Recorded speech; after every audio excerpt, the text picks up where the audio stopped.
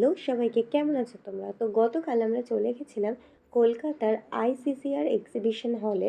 সেখানে কালকে ছিল অল ইন্ডিয়া ফটো ফেস্ট 2024-এর একটা এক্সিবিশন। সেখানে পুরো ইন্ডিয়ার মধ্যে প্রত্যেকে যারা ফটো তুলতে ভালোবাসে, ফটোগ্রাফার্স, তারা নিজেদের তোলা ফটো সাবমিট করেছিল কয়েক মাস আগে।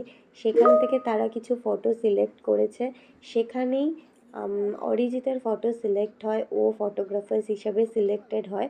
তো সেই এক্সিবিশনটাই কালকে ছিল। যারা যারা এখানে সিলেক্ট হয়েছিল, যাওয়ার পরেই সাথে সাথে এরকম একটা আই কার্ড প্রত্যেককে দেওয়া হয়েছিল। আর ফটো গ্যালারিতে 3টে গ্যালারি মিলিয়ে প্রচুর ফটো ছিল।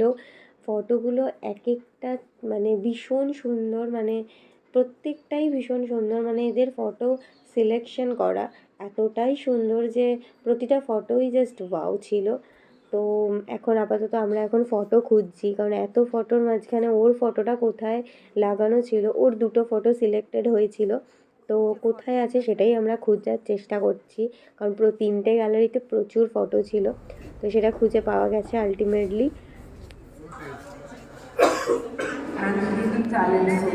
ছবিওঘর আর্ট গ্যালারি একটি অত্যন্ত রিনাউন্ড নাম এই শহরের এবং এই রাজ্য তথা দেশের শিল্প সংস্কৃতির ক্ষেত্রে।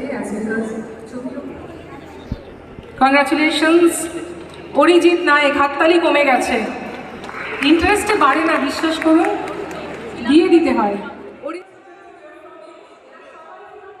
সব থেকে যেটা অবাক করা বিষয় ছিল কালকে সন্ধ্যের, সেটা ছিল হচ্ছে একজনের উপস্থিতি।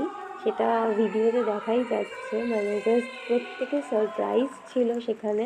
সৌরভ গাঙ্গুলি, মানে অনুষ্ঠানের মিডিলে তিনি এসেছিল অনুষ্ঠানটার মাঝখানে। তো ভীষণ ভালো ছিল, মানে এতটা সামনে থেকে ওনাকে দেখতে পাওয়া আমার জাস্ট আনএক্সপেক্টেড ছিল। মানে এটা তো আগে থেকে প্ল্যান করা থাকলে ব্যাপারটা একরকম, বাট যদি সেটা গিয়ে হঠাৎ করে পাওয়া হয় তো সেটা আর একটা ফিলিংস। তো ভীষণ ভালো, মানে এত কাছ থেকে ওনাকে দেখেছি, ভীষণ ভালো ছিল, ভীষণ ভালো ছিল অভিজ্ঞতা। যেহেতু তখনও পর্যন্ত অনুষ্ঠান চলছিল আর অনুষ্ঠান শেষ না হওয়া পর্যন্ত ফটো কালেক্ট করা যাচ্ছিল না, তাই আমরা সামনে কিছুটা খাওয়া দাওয়া করে দেন ফটো কালেক্ট করে বাড়ি আসি। তো আজকের মতো এখানেই ভিডিওটা শেষ করছি। Tata, bye bye.